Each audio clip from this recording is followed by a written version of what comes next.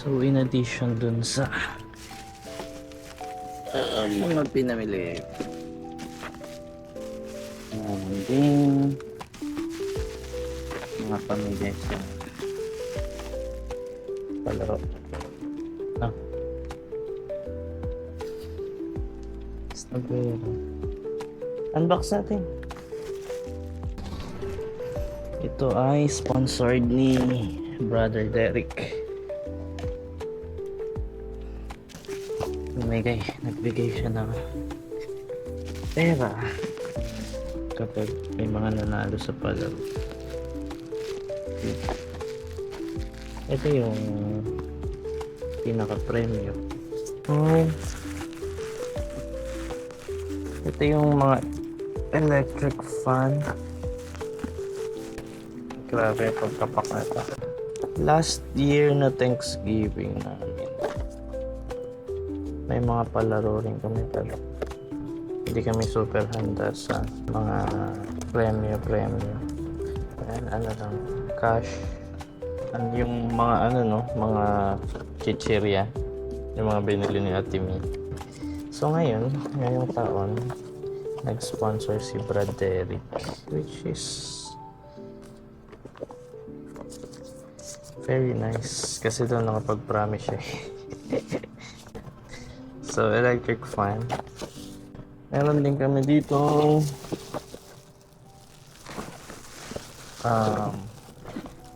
tawag dito ba?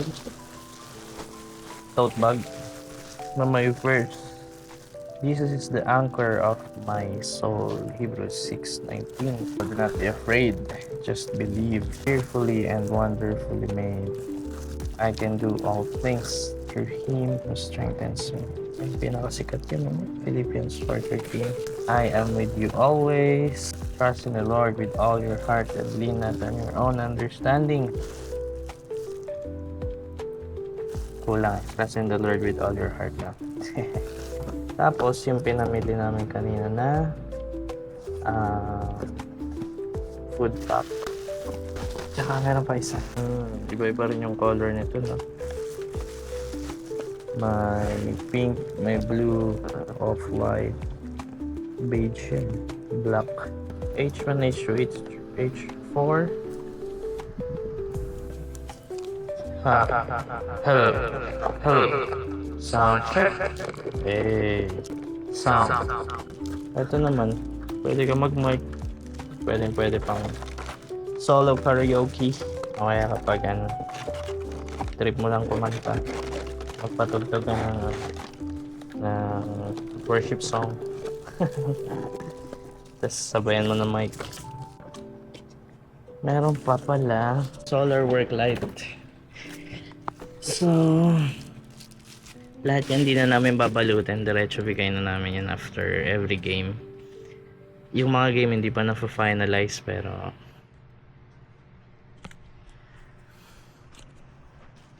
hindi pa na-finalize. Pero tignan natin kung ano yung magandang mga palaro. Bye muna.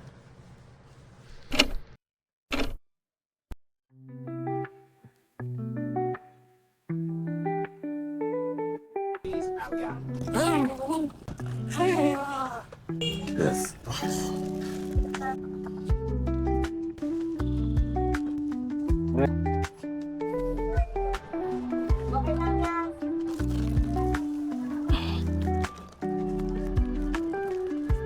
Yeah.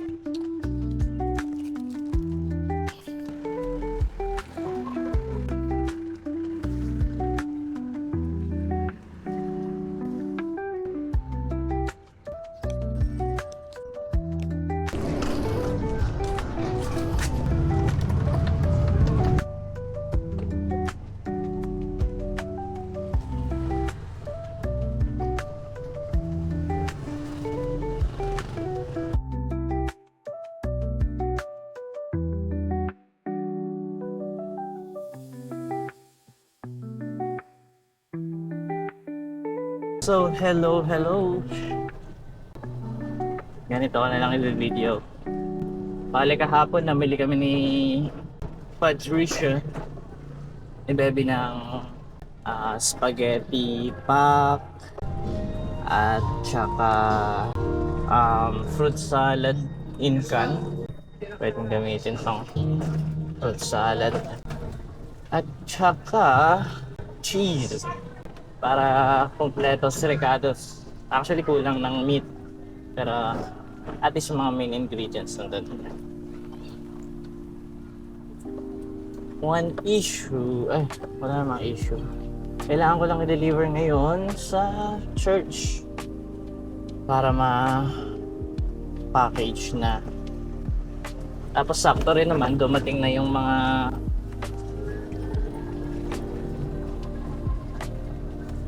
pang-premyo na sponsored ni Brother Derek.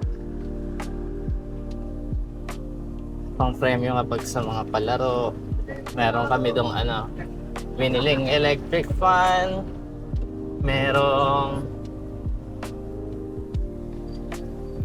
speaker na may microphone at saka meron ding yung pinaka grand prize is yung emergency light na maganda. Nabili namin sa DIY. So biyahe lang ulit tayo gamit ang e-bike.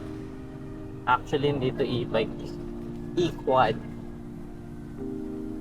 So may e-bike, 2 wheels, e-trike, 3, e-quad, 4. So sa ngayon hindi pa super higpit yung San Jose del Monte sa pagdating sa e-bike.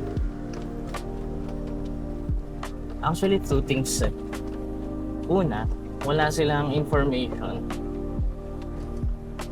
tungkol sa pag-support nila sa e-bike. But the good thing is, hindi naman din sila mahigpit. So, I think okay lang. Kesa yung sobrang biglaang mag-ihigpit tapos wala namang proper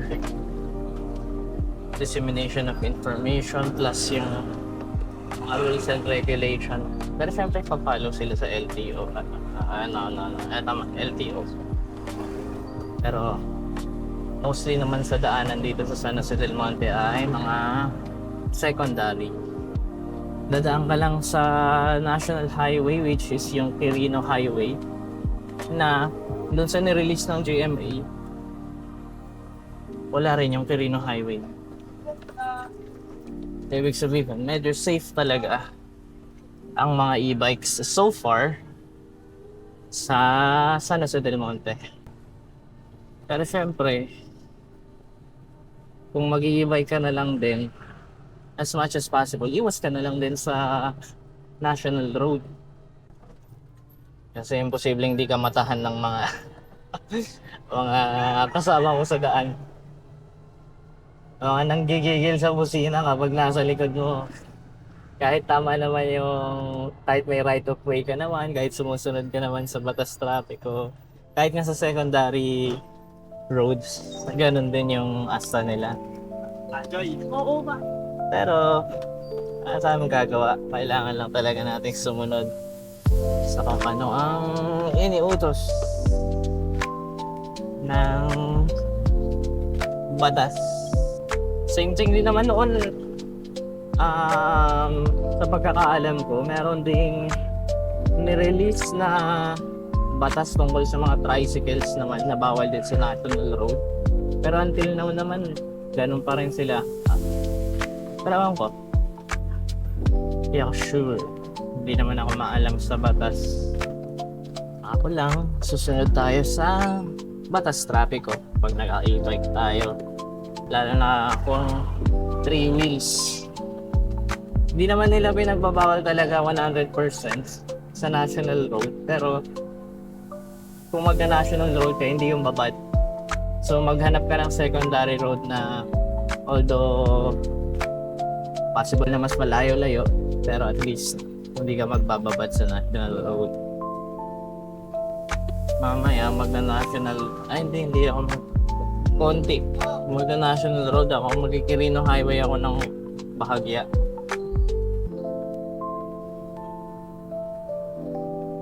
Actually, pakita ko sa inyo yung maps para kung taga San Jose del Monte kayo, at least alam niyo yung ibang possible na daan kapag tatawid kayo. For example, galing kang Tungko, gusto mong pumunta sa SM Fairview ng Terraces o Robinson ng hindi dumadaan sa National Road, pwede kang dumaan dito. Kaso, ay sa bagay hindi naman naniningil yung mga subdivisions sa e-bike. So pwede kang dumaan dito.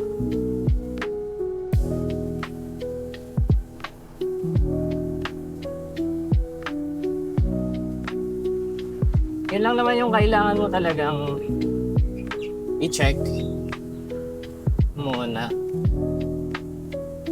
Maganda dumaan ka sa mga bypass road. For example, pumunta ka sa Santa Maria, sa bypass road ka dumaan, hindi sa main na highway or daanan. Kasi marami naman din talagang pasikot-sikot na hindi ka super problema kung uhulihin ka ba o hindi. Lalo na impound daw agad kapag hindi ka talaga sumunod. Ayun, meron din. Or dito. So, ayun. Anyway, going back dun sa mga pinamili namin kahapon. Ang isa sa mga ang pinakadahilan dun is para sa Thanksgiving event ng church. So, annually namin yan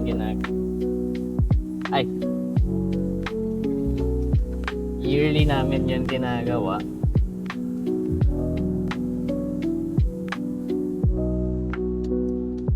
Nagaganapin this December 21st, I think, sa Sunday. At magkakaroon ng salo-salo, kaunting kasiyahan, at mamimigay na rin para kahit pa paano dagdag sa pagkain ng mga members.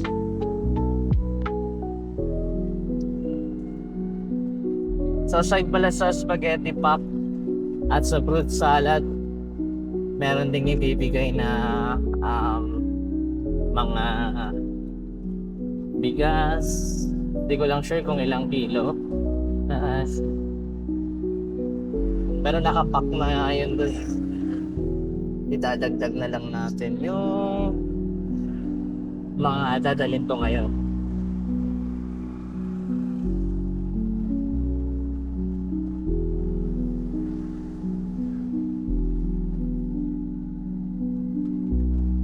So samahan niyo lang ako sa biyahe, tapos pagdating natin doon, pitpitin natin. Kaya hingi tayo ng tulong doon kila Papa sa pagbubuhat. Nandito na tayo ngayon sa Robes. No, Robes ba ito? Hindi ba pala? Tungko pala.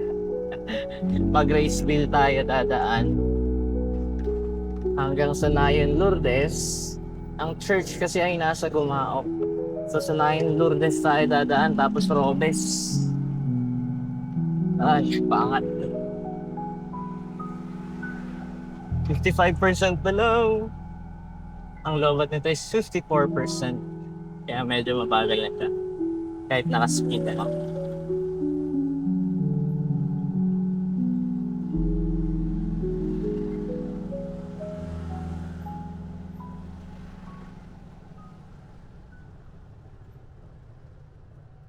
So kung interesado ka sa daan, ipapakita ko yung maps, or panoorin mo na lang to kung saan ako dadaan, liliko.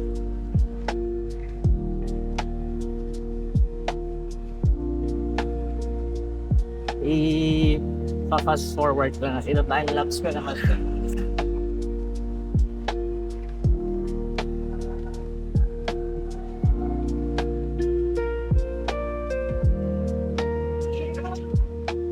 Gusto ko lang sabihin na super convenient talaga ng e-bike. Kahit anong form of e-bike, napaka-convenient talaga. Lalo na sa panahon natin, nagmamahal yung, maliban sa pamilihin, nagmamahal din ang pamasahe, Tapos yung mga tricycle, required na special madalas.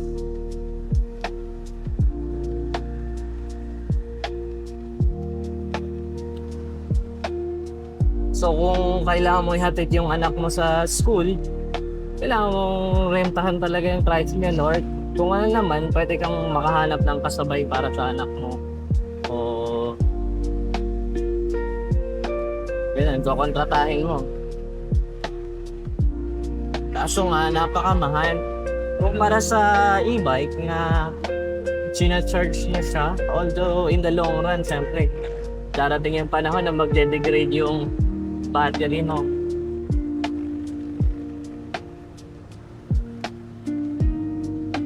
Pero either way, kung magko-commute ka all throughout, anong magastos?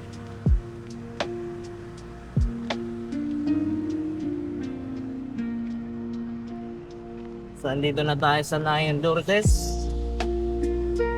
Dire-diretso lang to eh. Ang problema lang dito, medyo may maraming paahon. So, kung naka e-trike ka, tapos may mga kasama ka, na-experience din na rin, talagang gagapangin mo o kaya gagamitin mo ng mga paa technique para matulak kahit baka grabe naman yung sobrang ingay. Para matulak mo kahit pa paano yung e-bike, bubuhatin mo talaga. Pero at least hindi ka sa main road na daan. Hindi ka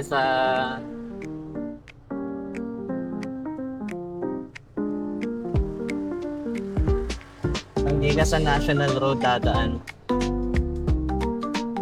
Sanayin mo lang din kung nasanay ka na mag-drive sa national road.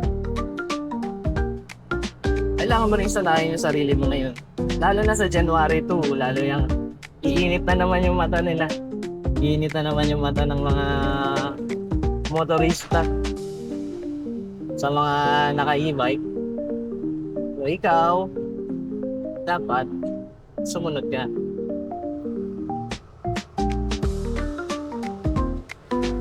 Hindi lang dahil i-judge ka ng tao, kundi kailangan mo talaga sumunod sa batas trapiko para safe yung e-bike mo. Safe ka rin for the safety of the people naman yun. Pero in terms of convenience, iba talaga kung naka-e-bike. Regardless, ito ang challenge dito sa part na to. Kailangan mo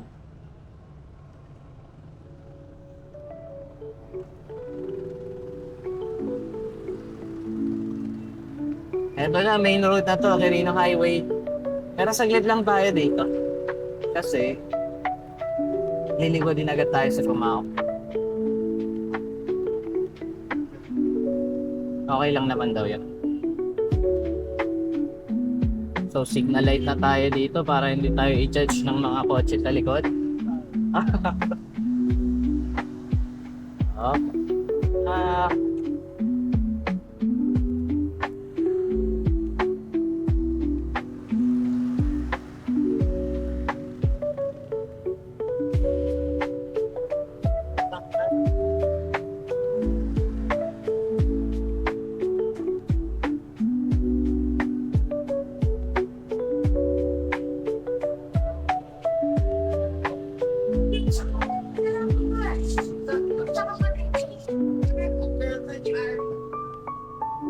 Welcome to Bumaok.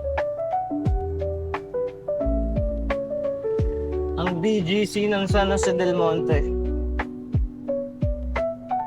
Gumaok. Barangay Gumaok Central.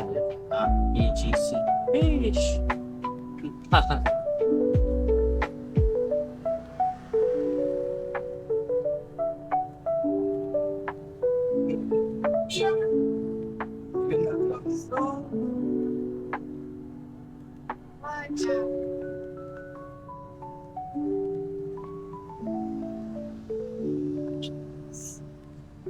Kailangan natin kontakin ang tutulong sa atin sa pag-uupad. Si Papa. Ako sino available. Oh. Mamaya na. Wala rin naman silang message. Actually, may cellphone holder ako dito.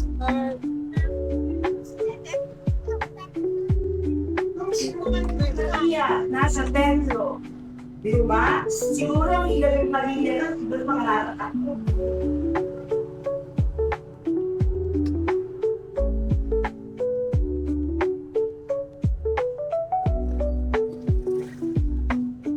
Hindi ko alam kung gaano nakatagal tong video, pero nandito naman na tayo.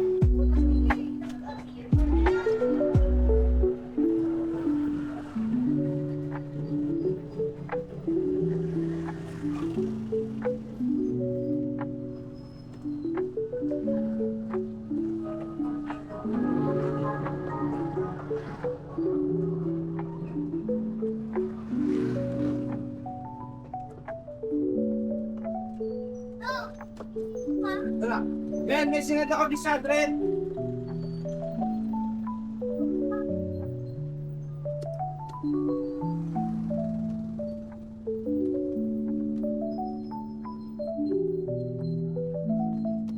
Dito na tayo mag-work.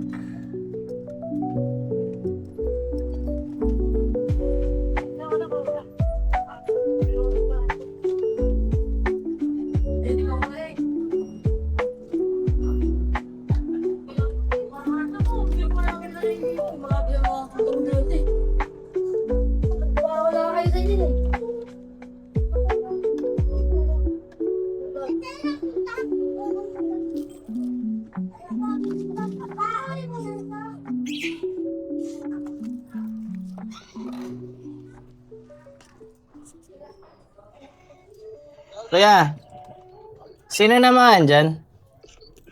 Ha? Patulong ako magbuhat. Tara, putol na magbuhat. Tara, baba tayo. Sige, Rick, bababa kami. Kahit dalawa lang.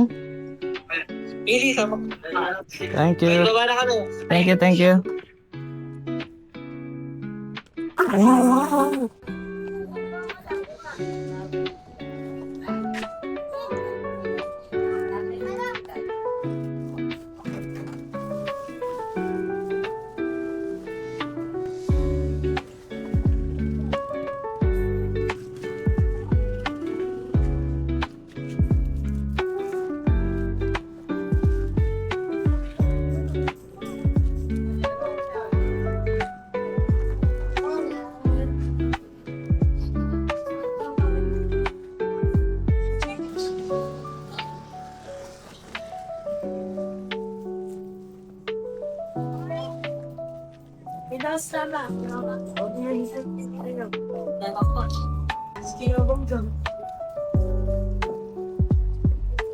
Hello. Dami ah. Siyempre, backup. Ano to?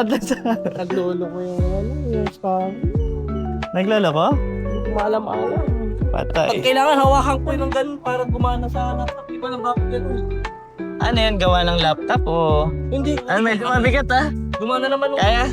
Dali na. Pag hindi ko Sige, hawakan, ingat sa dulas. sa ano, di ba? Sa Oo.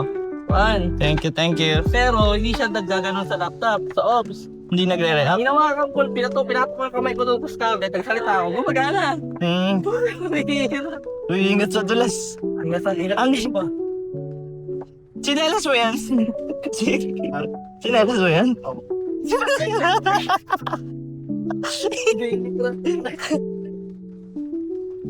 Ano pala siya? Parang Milanos. Ito wala yan, nag-camera. Thank you.